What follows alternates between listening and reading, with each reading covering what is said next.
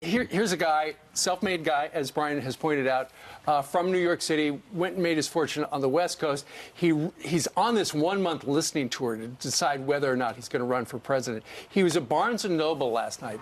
But just the worry among Democrats, prominent Democrats, and including former Mayor Bloomberg yesterday, they came out and said if he runs, he's going to split the ticket, and Donald Trump will be reelected as president in 2020. And that's what prompted this heckler at Barnes & Noble to say this to Mr. Coffee. Don't help elect Trump, you egotistical billionaire. Go back to getting ratioed on Twitter. Go back to Davos with the other billionaire elite who think they know how to run the world. That's not what democracy needs. And then he was escorted out. So billionaire's a bad word now. Can't make money.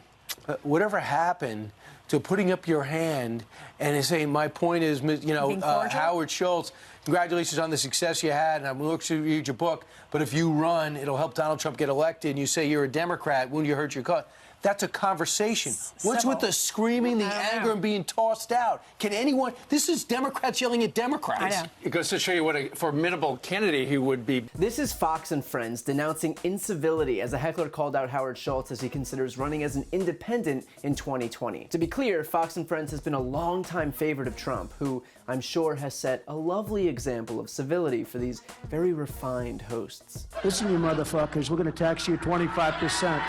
We'll beat the shit out of them. But it's political bullshit. We can't get a fucking school built in Brooklyn.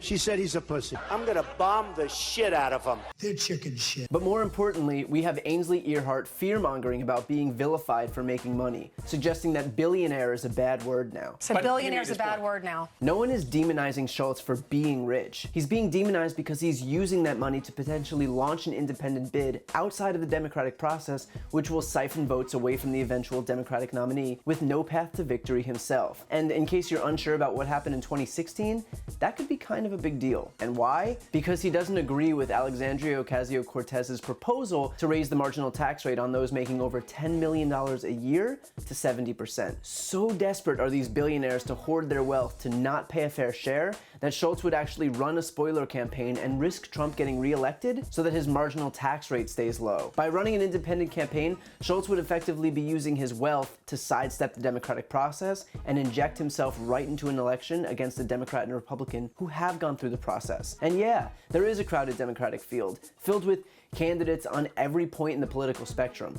But the process will play out like it's supposed to, and there will be one nominee at the end. That's the point of the democratic process, in which Americans get a say in who they vote for, as opposed to having a plutocrat come in at the 11th hour, have his name show up on the ballot because he's got cash, and potentially upend the whole race over a few thousand votes because he could afford it. Imagine seeing how Americans elected Democrats to the House by the biggest margin in American history and thinking, what America wants is an independent. Imagine hearing an endless loop about how Americans are sick of this old, out-of-touch billionaire with no political experience who's clearly in power to further entrench his wealth, and Schultz thinking, this is my time. And Steve Doocy can hardly contain himself at the prospect of a spoiler for the Democrats, offering a bad faith compliment of Schultz. It goes to show you what a formidable candidate he would be. That echoes Trump's own bad faith goading, in which he tweeted that Schultz doesn't have the guts to run. And that's the GOP in a nutshell. Win by any means possible,